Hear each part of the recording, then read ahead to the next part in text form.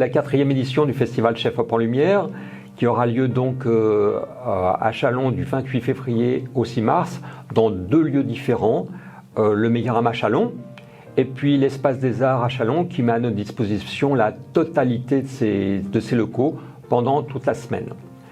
Donc c'est un festival qui est dédié au métier de l'ombre du cinéma. C'était comme ça qu'on avait essayé de le mettre en place lors de la première édition, lorsque cette première édition avait été créée avec l'association La Bobine. Et puis depuis, eh bien, les choses ont bien changé. On a créé une nouvelle association, l'association Chef Op en Lumière. Et effectivement, maintenant, on est à cette 4e édition qui est plus dédiée au directeur de la photographie ou au chef op. Alors beaucoup se posent la question, qu'est-ce qu'un directeur de la photographie, qu'est-ce qu'un chef opérateur? Bon, d'abord, c'est la même personne sous 2 dénominations différentes. Alors, on connaît très très bien souvent le réalisateur d'un film, on connaît les comédiens, mais on ne connaît pas les chefs opérateurs, qui sont pourtant les collaborateurs les plus importants du réalisateur. C'est-à-dire que très souvent, un réalisateur a une idée, il n'a pas d'idée préconçue au niveau de la technique, il en parle avec son chef opérateur, et c'est le chef opérateur qui va décider des moyens techniques pour atteindre l'idée du réalisateur. Alors aussi bien au niveau du cadrage, au niveau des caméras, qu'au niveau de la lumière, qu'au niveau des objets qui sont placés à droite ou à gauche dans le cadre. Là, il y a un décorateur, mais il travaille en collaboration avec ses autres collègues. Et puis surtout, il a une équipe d'une douzaine, quinzaine de personnes derrière lui, chef électricien, cadreur, etc. Donc c'est vraiment la personne la plus importante. Et de plus en plus, tout le monde maintenant s'attache et regarde quel est le nom du chef opérateur parce que c'est une importance primordiale. On ne peut pas faire un bon film sans un bon chef opérateur qui a plein d'idées sur le plan technique. Alors cette 4e édition aura lieu du 28 février au 6 mars. Alors il faut bien comprendre que c'est un festival qui est unique en France. Il y a plus de 200 festivals en France de cinéma, mais il n'y a aucun festival qui est dédié au chef opérateur ou au directeur de la photographie. Il y a un grand festival qui a lieu à Kemer-Image, en Pologne, et il y a un autre festival en Macédoine, mais aucun en France. Alors que, bien évidemment, quand je suis allé, moi, à Paris, rencontrer les chefs opérateurs et les grandes associations des chefs opérateurs, ils ont été enthousiasmés à cette idée, d'autant plus qu'il existait dans les années 80 un festival de l'image à Châlons, lorsque Kodak était omniprésent dans la ville. Ce festival a capoté en 93 et d'une certaine manière nous le remettons au goût du jour, même si ce n'est pas tout à fait le même esprit puisque ce festival est organisé par une association avec une quinzaine de bénévoles et 2 services civiques. Il n'y a aucun salarié dans notre association. Alors le festival, effectivement, un festival de cinéma, ce sont des films. Et il y en aura beaucoup, mais ce sont également des événements et des cartes blanches et des rencontres. Alors on peut commencer peut-être par les films. Les films, il y a environ 35 longs métrages, dont 10 avant-premières, ce qui est énorme. Il y a des films qui seront en compétition, donc 5 films en compétition, 4 drames, une comédie, 2 films français, un film iranien, un film italien, un film hongrois, donc on parcourt un petit peu toute l'Europe et tout au long du festival on parcourra tout le monde. Et ce secteur film en compétition est mis en place avec le partenariat de l'association La Bobine. Alors ce sont des films qui sont en compétition parce que non seulement il y aura un prix du public, c'est le public qui décernera un prix à l'un de ces 5 films, mais il y aura un prix également qui sera décerné par un jury des étudiants et des lycéens qui seront encadrés par un professeur de cinéma et qui verront tous les films et qui auront un jury de délibération le samedi matin. Donc ça, ce sont des films qu'on a sélectionnés sur la qualité de leur image.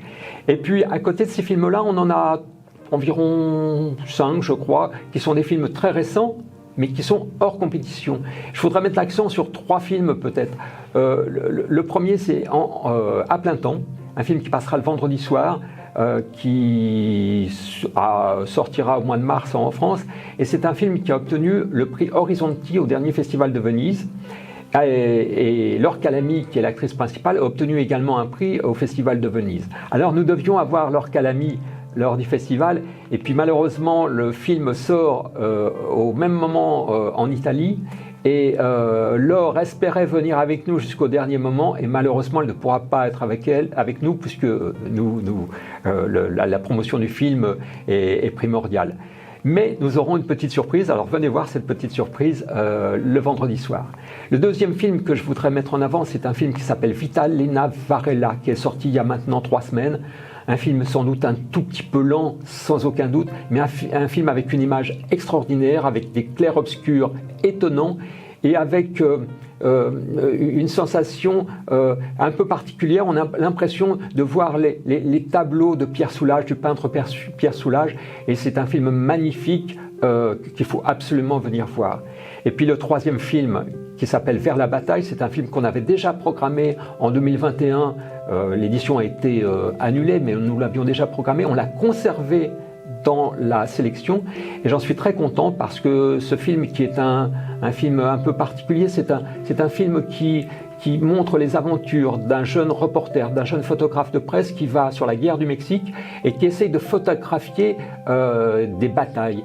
Et il se pose plein de questions et donc c'est un questionnement sur l'image.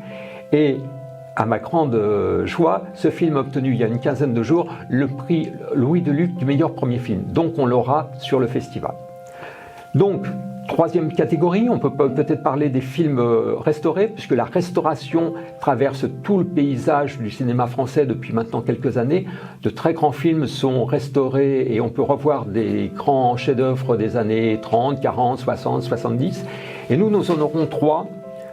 Nous aurons Pandora avec Ava Gardner et ses lumières flamboyantes.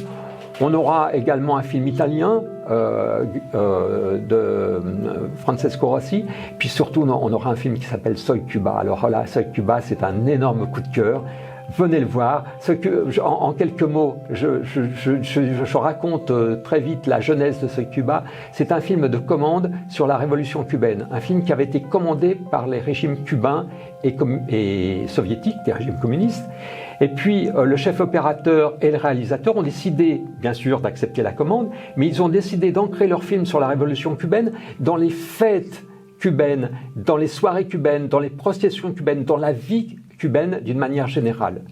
Et effectivement, cela a déplu au gouvernement soviétique et cubain, alors que la mise en scène est absolument géniale. Il y a des plans absolument fantastiques, et c'est 4 histoires complètement différentes, et c'est un monument du cinéma. Et ce film, puisqu'il avait été refusé par les gouvernements communistes, a été mis sous les teignoirs pendant de longues années, et c'est Scorsese et Coppola qui l'ont redécouvert, l'ont fait restaurer à la fin du siècle dernier, et le film est sorti en France il y a maintenant 2 mois. Venez voir Soy Cuba, un monument du cinéma cubain. Il y a un focus en langue allemande et un focus en langue espagnole. Alors, en langue allemande, je suis très content parce que ce sont 2 films qui sont en avant-première, L'affaire Coligny et Crescendo, qui vont lancer le festival. Et je suis d'autant plus content qu'on a déjà 400 réservations de lycéens sur le premier film. Ça sera dans la grande salle de l'Espace des Arts. J'espère que le public suivra sur les autres séances de la même manière que pour celui-ci. C'est un très très joli film, un film de procès qui montre comment en 1962 le gouvernement allemand, par un procédé légal, a absous tous les nazis de leurs crimes de guerre. C'est assez passionnant. Et puis le jeudi, il y a un focus en langue espagnole avec 3 films, un documentaire, un polar argentin un peu dont la morale est un peu douteuse, mais c'est un très très joli film, et puis un film historique, Les sorcières d'Aquelarre, sur un procès en sorcellerie avec une image magnifique dans les années 1700. Voilà pour les films restaurés, pour les focus. Et puis maintenant, on peut peut-être passer aux invités, parce que bien évidemment, je le disais tout à l'heure, nous avons des films, mais nous avons des invités, et notamment des chefs opérateurs. Alors on a 2 chefs opérateurs vedettes. Le premier, c'est Jean-Marie Drejoux, qui fait partie de l'AFC, la grande association des chefs opérateurs. Et Jean-Marie Drejoux je l'ai contacté en lui disant est-ce que vous pouvez venir parler de votre année 2019, puisque vous avez une année 2019 très particulière. Vous avez tourné en très peu de temps 3 films qui étaient situés à des époques différentes. Un film sur De Gaulle, un film sur la restauration au moment de la Révolution, un film qu'on passera dans le festival le mercredi, un film délicieux, très humoristique, et puis Kaamelott avec Alexandre Astier. Il m'a dit oui, très bien, et après m'avoir dit oui, il me dit mais est-ce que vous voulez que je contacte Alexandre? Il était un petit peu interloqué. Alexandre Astier? Ben oui, je vais lui demander s'il est libre, et puis s'il est libre, il viendra. Et effectivement, Alexandre Astier est libre, et donc il sera avec nous le mardi soir pour revoir Kaamelott, pour que le spectateur voit ou revoie Kaamelott. Et Alexandre Astier sera là pour présenter son film, et il restera là pour un petit débat avec Jean-Marie Trejoux. Ils seront interrogés par un journaliste qui viendra les titiller sur les rapports entre le chef opérateur et entre le réalisateur. Ça, c'est le premier invité vedette. Et puis on a un deuxième invité vedette qui est une femme qui s'appelle Christelle Fournier, et on est très content parce que dans le sérail des directeurs de la photographie, il y a peu de femmes, environ 10%, et on est très content d'avoir Christelle Fournier qui viendra présenter 3 de ses films. Alors j'ai oublié de dire tout à l'heure que Jean-Marie Trejoux sera en masterclass le mardi à 14h. Il sera interrogé par quelqu'un qu'on connaît bien à Chalon, qui s'appelle Ntebin, qui est spécialiste, qui est journaliste à Positif et spécialiste des comédies musicales. Jean-Marie Trejoux sera en masterclass le mardi à 14h avec Ntebin, et cette masterclass sera agrémentée d'extraits de films. Donc deuxième chef opérateur, je le disais à l'instant, c'était Christelle Fournier, qui sera en masterclass le vendredi matin de 10h à midi et qui viendra présenter 3 de ses films. Et l'un d'entre eux, je suis aussi assez content parce qu'il y a maintenant 6 mois, j'ai vu un film qui s'appelle Quiet Freedom sur la répression de l'homosexualité en Allemagne. Un film très très fort avec une image magnifique, là aussi des clairs-obscurs magnifiques. Et j'avais été étonné par le travail sur la lumière. Et je m'étais dit, ça serait vraiment très très bien d'inviter Christelle Fournier. Elle m'avait dit oui, elle m'a dit oui, elle sera avec nous. Et puis, il y a 1 mois et demi, Christelle Fournier a été récompensée par la plus prestigieuse des récompenses pour un chef opérateur. Elle a obtenu le prix de la meilleure image au prix européen. Donc je ne m'étais pas trompé, c'était un excellent travail, et Quiet Freedom sera présenté le vendredi après-midi. Alors les masterclass, tout le monde peut venir, bien évidemment, c'est gratuit. Donc c'est un grand moment parce qu'on peut mieux comprendre le travail des chefs opérateurs. Il y a toute une partie qui est animée par un journaliste, et puis à la fin il y a des questions qui peuvent être posées par le public, donc il n'y a aucun problème. Sur la masterclass du vendredi, nous serons dans la grande salle de l'Espace des Arts, aucun problème. Sur la masterclass du mardi, il vaut mieux téléphoner à l'Espace des Arts pour réserver ses places. Même si c'est gratuit, il vaut mieux réserver ses places. On aura quand même un autre événement qui aura lieu le samedi, qui est une table ronde autour des séries, autour des rôles le rôle qu'ont les chefs opérateurs dans les séries télévisées. On sait qu'à l'heure actuelle, il y a de plus en plus de séries. Elles sont de meilleure qualité, de bien meilleure qualité, parce qu'il y a beaucoup plus d'argent, et c'est un nouveau terrain de jeu pour les chefs opérateurs. Donc on va parler de ça, et j'ai pas beaucoup vu dans les derniers festivals qu'on parle de ce sujet-là. C'est une table ronde qui sera en partenariat avec la MGN et avec l'Union des chefs opérateurs. Et nous aurons 3 ou 4 chefs opérateurs qui seront là, qui seront donc interrogés par Yon Chatalu, qui est une journaliste indépendante, et qui parleront de ce sujet. Ça risque d'être un joli moment. La table ronde aura lieu le samedi à 16h. Donc voilà pour les chefs opérateurs. Maintenant, on aura aussi d'autres chefs opérateurs tout au long de la semaine, mais on ne veut pas parler de tous les événements. Il suffira de regarder la plaquette que j'ai entre les mains et vous pourrez avoir le programme. Je peux vous dire également que le site est mis en place cette semaine, donc vous pourrez avoir d'autres éléments sur le site Chef Op en Lumière. On l'a totalement relooké, donc c'est un très très beau site qui a été élaboré, ainsi que la plaquette et le visuel par Didier Carlet. Donc on est vraiment très très content de son travail. Il faut vraiment le remercier parce que le festival ne serait sans doute pas ce festival-là s'il n'avait pas été là. Alors un événement par jour, quasiment, parfois 2. Alors donc on va balayer très rapidement la semaine. Un premier événement qui débute le lundi avec une très très belle exposition qui aura lieu à l'Espace des Arts du 28 février au 20 mars. Une exposition sur le film, sur les photos du tournage Le Mépris de Jean-Luc Godard. Le musée Niepce, il y a maintenant 2 ans ou 3 ans, a récupéré le fonds d'un photographe qui s'appelle Jean-Louis Wieners. Et quand ils ont regardé ce qu'il y avait dans ce fonds, il y a des photos de ce tournage, parce que Jean-Louis Wieners a été également photographe de plateau et il a été en reportage sur un certain nombre de films, et notamment sur le film Le Mépris. Donc on aura une très belle exposition qui sera visible pendant 3 semaines, ça sera gratuit et il suffit de venir à l'Espace des Arts, voir un événement et vous pourrez voir cette très belle exposition. C'est une exposition première mondiale, les images n'ont jamais été montrées, sauf peut-être dans une toute petite galerie à Paris pendant une semaine. Donc vraiment presque une première mondiale, et vous y verrez Jean-Luc Godard, Michel Piccoli et Brigitte Bardot, comme vous ne les avez jamais vus. Le tournage du film Le Mépris a été difficile, ça ne se voit pas du tout sur ces images, c'est des images très tendres. Vraiment, venez voir cette exposition. Donc, le vernissage a lieu le lundi à 18h30. Et puis, le lundi, dans la foulée, on a un ciné-concert. Il y a toujours un ciné-concert dans notre festival. Là, c'est un ciné-concert un peu classique, avec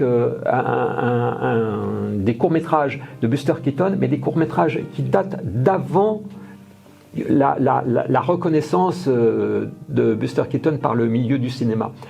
Tourné en 1921-1922, et tout le génie de Buster Keaton éclate déjà dans ses courts-métrages. Et donc, au piano, il y aura Jacques Cambra qui nous avait enchanté il y a maintenant 2 ans par son travail lorsqu'on avait présenté Le Loup de Willem Past. Donc ça, c'est le lundi. Le mardi, on aura Jean-Marie Trejoux et Alexandre Astier.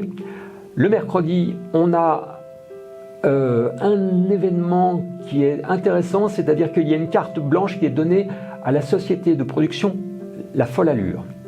Personne ne connaît Folle Allure sur Châlons, et pourtant cette société est basée à Aluz.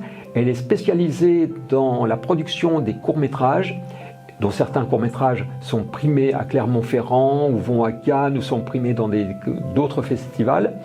Et nous aurons la joie d'accueillir la directrice de Folle Allure, Lucie Fichot, une chef opératrice, et on projettera 2 courts-métrages. Donc ça, c'est le mercredi. Le mercredi matin, j'allais oublier, nous avons une conférence en partenariat avec La Pomme Verte. La Pomme Verte est une association qui vient de fêter son 40e anniversaire, une association qui s'occupe de parentalité. Et nous parlerons de cinéma pour les 2-4 ans. Là aussi, c'est un sujet qui traverse tout le paysage cinématographique à l'heure actuelle. Comment peut-on présenter des films à des enfants âgés de 2, 3, 4, 5, 6 ans? Généralement, on dit que les écrans sont nocifs pour les enfants, certes, mais peut-être qu'en travaillant en amont, on peut les intéresser à des choses tout à fait particulières. Et ça sera le mercredi matin de 10h à midi. Cette conférence est gratuite, tout comme la conférence, enfin la carte blanche accordée à Folle Allure. Le jeudi, on a un grand moment dans le festival. C'est-à-dire qu'à 14h, NTB sera avec nous et il viendra nous présenter son dernier livre qui s'appelle Le Musical. Et je dis bien le musical, je ne dis pas le musical, c'est le musical hollywoodien. Et avec des extraits de films. Et NTB est le grand spécialiste des comédies musicales en France. Ils sont 2 ou 3, il fait partie de 2 ou 3 meilleurs spécialistes. Et il a notamment fait une exposition, organisé une exposition à la Philharmonie de Paris, il y a maintenant 3 ans, sur les comédies musicales, la joie de vivre au cinéma, qui a connu un succès énorme pendant 3 mois. Elle s'est exportée dans plusieurs villes mondiales, dont Rio de Janeiro. Un très joli moment, venez nombreux, mais il faudra sans doute réserver pour cet après-midi parce qu'il risque d'y avoir du monde. On passe au vendredi avec la masterclass de Christelle Fournier le matin, et puis le samedi, on aura 2 événements avec une carte blanche qui est attribuée à Cinémarais. Cinémarais est une association qui s'occupe de cinéma du côté de Chagny et qui s'occupe de projeter des films grand public dans les villages autour de Chagny, donc cinéma un peu rural, hein, voilà, et qui, tous les ans, au mois de novembre, fait une action qui s'appelle le mois du documentaire, participe à un mouvement national qui s'appelle le mois du documentaire. Il projette une trentaine de documentaires sur tous les villages environnants, à Châlons, Chagny. C'est une très jolie action et donc on a décidé de les inviter et ils présenteront un film sur un pédagogue qui on a un petit peu oublié qui s'appelle Fernand Deligny, mais un très beau documentaire et le réalisateur sera avec nous. Il est réalisateur, chef opérateur et il est plus connu peut-être pour son travail sur la série Architecture qu'il a produit et dont il a réalisé de très nombreux épisodes et qui est passé sur Arte, la chaîne Arte. Et puis on termine par un moment musical, parce que moi je suis un de ceux qui pensent que dans un festival de cinéma, il faut une pause musicale, un intermède musical. Et là on aura la joie d'accueillir le Pepper Quartet, qui viendra nous présenter son premier album, un tribute to the Beatles, c'est-à-dire que Adrien Lecomte, qui est un fan des Beatles, a fait des arrangements jazzy sur les chansons des Beatles et nous aurons 4 musiciens dont 2 sont très connus dans le monde du jazz, Yves Rousseau et Étienne Manchon, qui seront avec nous le samedi soir et on aura presque terminé le festival. Ça sera un grand moment puisque la cérémonie de clôture aura lieu le samedi, en sachant que le dimanche il y aura des rediffusions au Mégarama à Châlons. Donc si vous n'avez pas pu venir voir les films dans la semaine parce que vous travaillez, eh bien le samedi et le dimanche il y aura des rediffusions. Alors quasiment tout est gratuit, sauf pour les films et sauf pour le ciné-concert et le concert de jazz où c'est les prix de l'Espace des Arts, les petites formes, c'est-à-dire 11 € plein tarif, 7 € tarif pour les tarifs réduits. Et il faut savoir qu'on est sur 2 structures qui sont complètement différentes, entre Mégarama et l'Espace des Arts. Il a fallu travailler un peu pour harmoniser les tarifs et on a trouvé un terrain d'entente pour les films, puisque si on va au cinéma une fois, le tarif est de 7 €, donc c'est pas tout à fait prohibitif, mais on a mis en place une carte de 10 entrées qui est non nominative. Et la carte de 10 entrées coûtera 50 €. C'est-à-dire que vous venez avec votre conjoint ou votre femme et vous allez 5 fois au cinéma et vous aurez utilisé votre carte complètement et ça vous reviendra à 5 € par film. Et des films en avant-première, vous aurez du mal à trouver des tarifs plus intéressants. Un festival de cinéma, ce sont des films, ce sont des invités, ce sont des rencontres, ce sont des événements. Et puis il y a 2 actions qu'on met en place au niveau des professionnels et au niveau de l'éducation à l'image. Alors je parle très rapidement envers les professionnels parce que le mardi matin, on aura un événement qui s'appelle un speed meeting qu'on met en place avec le partenariat de l'APAR et de Pôle Image qui est basé à Belfort. Et ce speed meeting, alors un speed meeting, c'est un moment où les porteurs de projets, les gens qui, comme le festival Chef Op ou des gens qui appartiennent à des associations mais qui peuvent soutenir des projets, rencontrent des gens qui, eux, ont des projets mais qui ne savent pas comment les amener sur le devant de la scène. Et donc, on sera 6 porteurs de projets et on rencontrera des gens à ce moment-là. Rencontre physique, c'est-à-dire que les gens viendront à l'Espace des Arts, diront voilà, moi j'ai un projet, je voudrais rencontrer 2, 3, 4 personnes pour savoir comment je peux faire aboutir ce projet. Et c'est la première fois, je crois, que ça se passe en Saône-et-Loire, parce que très souvent le Pôle Image fait des speed meetings, mais le fait plutôt dans le nord de la région Bourgogne-Franche-Comté. C'est la première fois que ça se passe à Châlons. Je continue quand même sur les professionnels parce qu'il y aura Sony qui viendra nous présenter du matériel le mardi avec des très belles caméras qui sont faites pour les documentaires. Sony nous a contactés, ils veulent absolument être en partenariat avec nous, c'est très bien.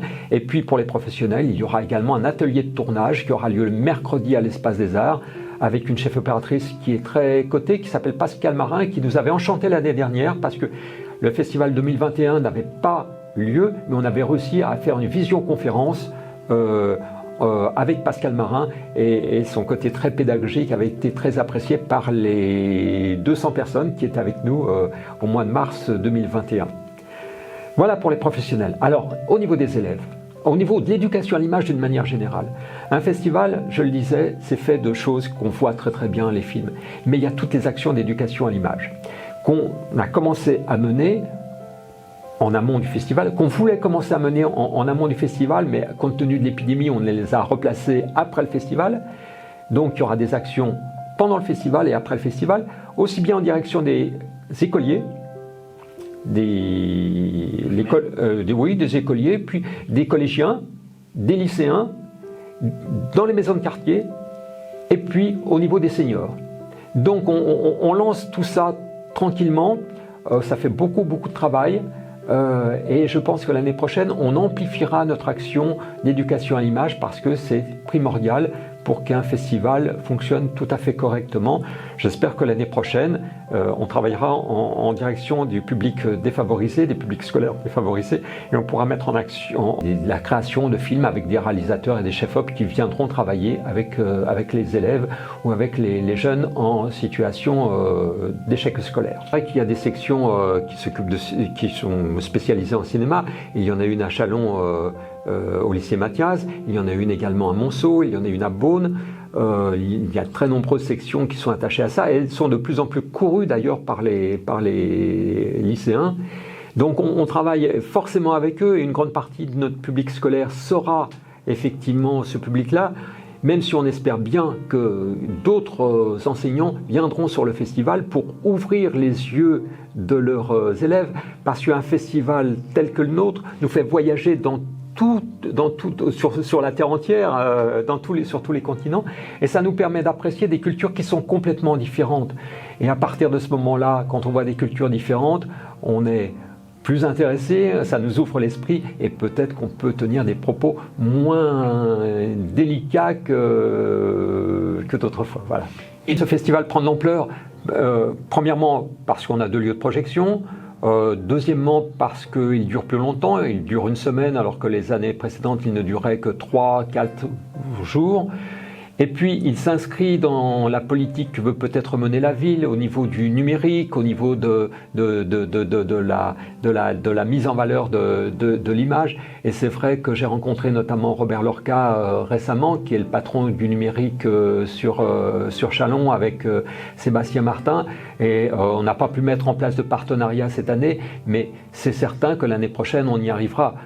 Et ce festival qui prend de l'ampleur aura sans doute une visée plus forte encore l'année prochaine, je pense. Je ne sais pas si ce festival permettra de montrer que Châlons est une ville de l'image.